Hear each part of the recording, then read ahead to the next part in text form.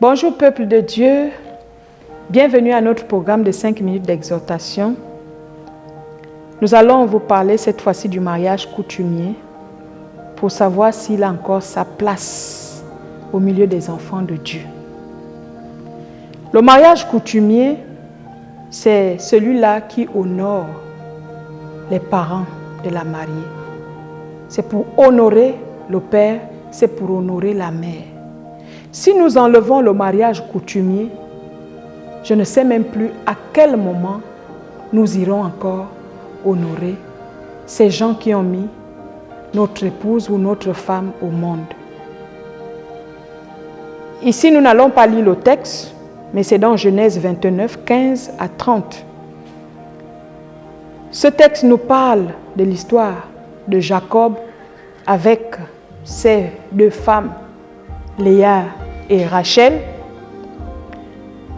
Jacob, pour épouser sa première femme, qui était Léa, avait décidé de travailler 7 ans pour son beau-père. Et c'est ce qui symbolisait la dot de son épouse. Et c'est comme ça que le beau-père va lui tromper. En principe, il avait travaillé pour Rachel. Et le jour du mariage, il se retrouve dans la chambre avec la sœur aînée de Rachel. Tellement qu'il avait aimé sa femme, c'est comme ça que le beau-père va lui demander de faire encore 7 ans pour travailler, en train de travailler pour Rachel. Et Jacob va épouser les deux sœurs après avoir travaillé beaucoup. Donc, le travail de 7 ans symbolisait la dot. Donc, nous ne pouvons pas enlever aujourd'hui le mariage coutumier. Jacob avait bien honoré ses beaux-parents en travaillant véritablement. Nous avons également l'exemple du mariage d'Isaac et Rebecca. Celui-ci, quand il va se marier, son père Abraham va envoyer son serviteur dans son pays natal pour aller chercher la femme de son fils. Et en envoyant son serviteur, il n'est pas allé les mains vides. Il est parti avec les présents.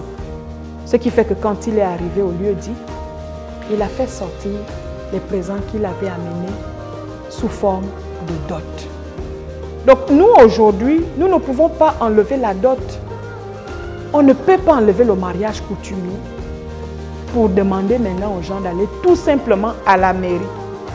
C'est comme si on voulait minimiser les parents, on voulait minimiser les gens qui ont travaillé durement pour que leur enfant arrive à cette dimension que toi tu as pu apprécier.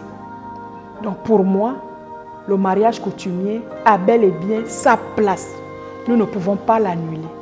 Et voilà aujourd'hui, beaucoup sont en train de prendre les femmes comme ils veulent parce qu'il y a certaines philosophies qui ont enseigné les enfants de Dieu qu'on n'a plus besoin de doter les femmes. On doit aller tout simplement à la mairie. Nous ne sommes pas contre également le mariage civil. C'est une bonne chose. C'est pour la sécurité de la femme et des enfants. Mais on doit commencer par honorer les parents. Si les parents sont honorés, le couple sera béni. Ils vont vraiment bénir leur enfant. Et devant là-bas, il n'y aura que des bonnes choses. Les enfants vont naître, les bénédictions vont rentrer. Donc, soyez bénis, peuple de Dieu. N'abandonnez pas le mariage coutumier. Que Dieu vous bénisse.